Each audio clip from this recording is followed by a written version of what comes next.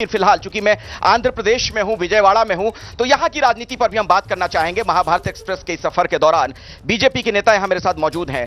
आप लोगों का दक्षिण भारत पर बहुत फोकस है। आप लोग बार बार कह रहे हैं, आपके नेता कह रहे हैं आपकी बार 400 पार, तो 400 पार तभी होगा जब उत्तर भारत के अलावा दक्षिण भारत में भी अच्छा प्रदर्शन कीजिए। क्या उम्मीद यहां कर रहे हैं आप लोग आंध्र प्रदेश में? आंध्र प्रदेश में, सिर्फ आंध्र प्रदेश में नहीं, पूरा दक्षिण भारत में आज नरेंद्र मोदी का लहर चल रहे हैं। वैसे ये हम देखना चाहिए कि अयोध्या में राम मंदिर बनने के बाद आप देखिए, पूरा कहीं भी जाइए, सिर्फ दक्षिण भारत नहीं, उत्तर भारत नहीं, पूरा देश एक कट्टे बन के नरेंद्र मोदी का नारे पे नरेंद्र मोदी को मदद करके। आप कह रहे हैं कि साउथ इंडिया में भी मोदी की हवा है। हवा ही नहीं, आप कह रहे हैं कि लहर है। सुनामी नहीं बोल रहे हैं फिलहाल, आप लहर कह रहे हैं। अभी तो देखिए, आने वाले दिनों में आप देख सकते हैं कर्नाटक में कैसा हो गया, जैसा अभी तमिलनाडु में कितने बढ़ गया, आंध्र में भी देखिए। अभी ये गठबंधन बनने के बाद तेलुगु देशम मोदी जी की लहर है, सुनामी है। कांग्रेस कहां है? Where is Congress? Rahul Gandhi. With regard to Andhra, not only Andhra, an entire country, those who are the oppressed and depressed classes, there is have the Congress voice. There is the only leader in the entire country is fighting against to this dictatorial leadership against all the sections of the people. That is the Rahul Gandhi. तानाशाही कह रहे हैं मामला, और उसके खिलाफ कोई खड़ा है तो राहुल गांधी हैं सिर्फ। राहुल गांधी खड़ने के लिए साउथ में तो नहीं चल रहा कांग्रेस का, तो अभी तो यही कि साउथ में तो साउथ से ही चुनाव लड़ रहे हैं राहुल गांधी। उत्तर भारत छोड़ा है और साउथ में भी नहीं चलेगा तो फिर कैसे काम चलेगा? अभी देख लीजिए, साउथ में अब आंध्रा को तो धोखा कर दिए, तेलंगाना आंध्रा को जो देखो, तेलंगाना में है क्या कांग्रेस पुरुषन तो आया है, इसका पहला तो टीआरएस था, अभी तो इधर आके वाईएसआरसीपी है, जगनमोहन रेड्डी साहब है, नेक्स्ट भी आने वाला जगनमोहन रेड्डी साहब है। कांग्रेस को तो इधर बोनी मारने का भी नहीं है, कांग्रेस की बोहनी भी नहीं होगी, खाता भी नहीं खुलेगा, ये कह रहे हैं। जी यहाँ आंध्र प्रदेश में कांग्रेस पार्टी बहन भाई के बीच में चढ़ गया था, ब्रदर एंड सिस्टर बीच में रहता था। वो कांग्रेस जीतने की नहीं, आने की नहीं है, बोलने की नहीं है। उसके बाद आंध्र प्रदेश में बात करना भी बहुत मत है इसकी। लेकिन राहुल गांधी अगर वायनाड से चुनाव लड़ रहे हैं, साउथ इंडिया से लड़ रहे हैं चुनाव, तो कुछ एक सेंटिमेंटल फायदा तो कांग्रेस को इसका होना चाहिए था, नहीं होगा? होना तो चाहिए, लेकिन वो एक बड़ी कहावत है, लम्हों ने खता की थी, सदियों ने सजा पाई। वो लम्हा ये था कि 2014 में जो स्टेट को डिवाइड किया गया, तो उस वक्त जो खता यहाँ पर हुई है, तो उसका जो खामियाजा है वो अभी तक भी जो है कांग्रेस पार्टी भुगत रही है। वो यहाँ के लोगों के अंदर बहुत ज़्यादा सेंटिमेंट है कि आंध्र प्रदेश को जो है रातें रात दरवाजे बंद करके जिस तरीके के साथ डिवाइड कर दिया गया, जिसके अंदर जो है आंध्र प्रदेश को रातें रात जो है आपको बोलना चाहिए कि यतीम व यसीर कर दिया गया। मोदी जी का कितना असर होगा? मोदी जी के कहने पे लोग बीजेपी को वोट डालेंगे इधर? देखिए, दोनों की बराबर की साझेदारी है, क्योंकि मोदी साहब के भी हम हजार आंखों से इंतजार कर रहे हैं कि मोदी साहब हमें एक और आश्वासन दे दें, क्योंकि 2014 में जो आपने कहा था कि यहाँ पर वेंकटेश्वर स्वामी जो टेंपल है, वहां से आपने कहा था कि हम यहाँ पर जो है 10 साल के लिए हम स्पेशल कैटेगरी स्टेटस देंगे। तो हम उस स्पेशल कैटेगरी स्टेटस के लिए इंशाल्लाह हम इंतजार कर रहे हैं कि मोदी जी इस छोटा सा कमेंट मुझे ब्रेक के लिए रुकना पड़ेगा। विधानसभा चुनाव जो है यहाँ पर, असेंबली इलेक्शंस, उसको छोड़ दीजिए, लोकसभा चुनाव में, पार्लियामेंट के इलेक्शन में क्या होने जा रहा है? किस पे ज्यादा जनता यकीन करेगी, मोदी जी पर कि राहुल गांधी पर?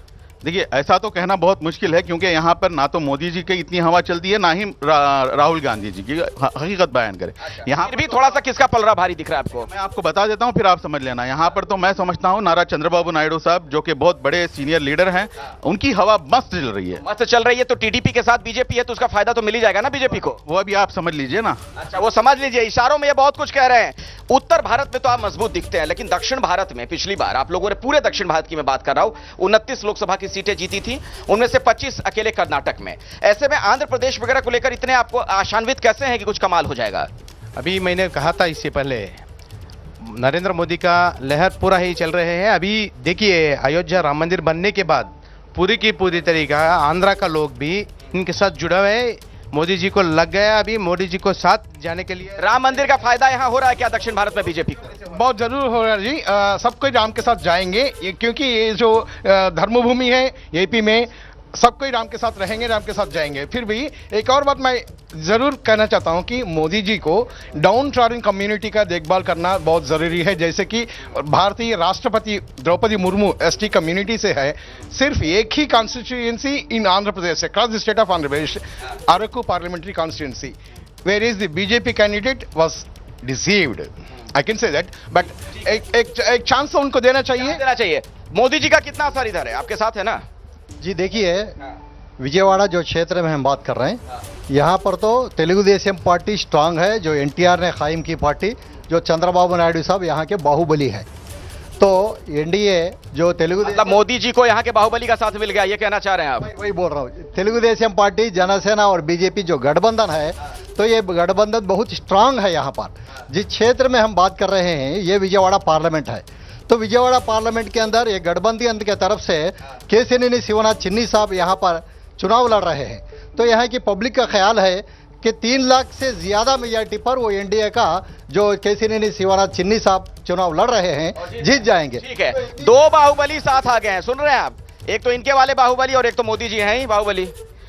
2x2 होल स्क्वायर हो गया, बढ़िया है। वही डबल इंजन सरकार जो कि मोदी जी हमेशा कहते हैं ना, तो इस मर्तबा तो डबल इंजन सरकार बनेगी, यहाँ पे भी बनेगी, फिर वहाँ पे भी बनेगी, तो बहुत अच्छा है। लेकिन उसके साथ साथ में जो है, जो मोदी जी का जो नारा है, जो कि कहते हैं हमेशा के सबका साथ, सबका विश्वास, सबका ये है सबका विकास, तो इस मर्तबा उसके ऊपर और भी ज़्यादा ध्यान दिया जाए, ताकि जो भी बिछड़े तबके हैं, जो भी पिछड़े तबके हैं, उन सबको भी जो है साथ लिया जाए। लेकिन अभी देखिए आप पूरे हिंदुस्तान के अंदर मोदी जी स्पेशली जो मुस्लिम कम्युनिटी है, वो मुस्लिम कम्युनिटी की तरफ से आप एक भी एमपी सीट नहीं देते हो।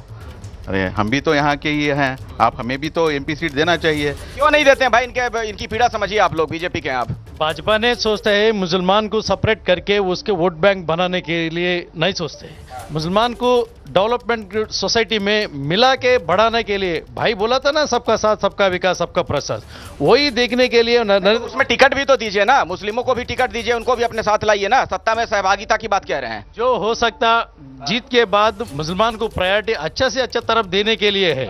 हर स्कीम में, हर इश्यू में मुसलमान को प्रायोरिटी इक्वल टू अलग सोसाइटी में मिला के जाने के लिए मोदी जी का इरादा है। ठीक है, इरादा है। मुझे एक ब्रेक के लिए रुकना पड़ेगा, लेकिन अपने दर्शकों को एक बार फिर से मैं बताता चलूं, ये महाभारत एक्सप्रेस जो आप देख रहे हैं, इसके जरिए हम लोग पूरे हिंदुस्तान की यात्रा कर रहे हैं। दक्षिण भारत से जरूर हमारी यात्रा शुरू हुई है, लेकिन हमें उत्तर भारत में अयोध्या तक पहुंचना है। रामेश्वरम से अयोध्या, आप समझ रहे हैं, हजारों हजार किलोमीटर तक हम जा रहे हैं। एक एक जानकारी ग्राउंड जीरो से विश्लेषण के साथ आगे भी आप तक हम पहुंचाते रहेंगे।